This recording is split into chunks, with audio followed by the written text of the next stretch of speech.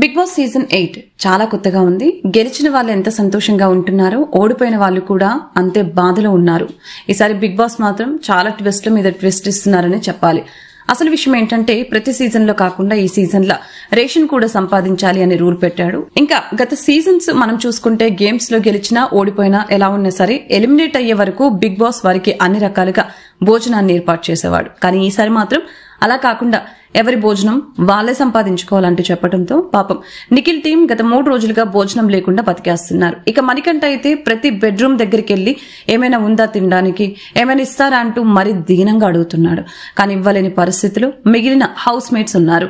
ఇక ఈరోజు మరికొద్ది సేపట్లో ఇంకొక టాస్క్ జరగబోతోంది. ఈలోపు సోఫాలో కూర్చున్న హౌస్ మేట్స్ అందరూ కూడా పాటలు పాడుకుంటూ ఉండిపోయారు.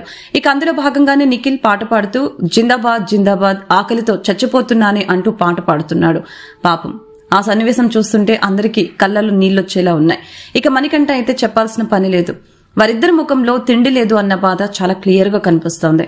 కానీ ప్రస్తుతం హౌస్ లో ఉన్న మిగతా టీమ్స్ కంటే డబ్బులు ఎక్కువగా ఉన్న టీం ఇదే. కానీ వాళ్ళేం తినలేరు, ఏం చేయలేరు.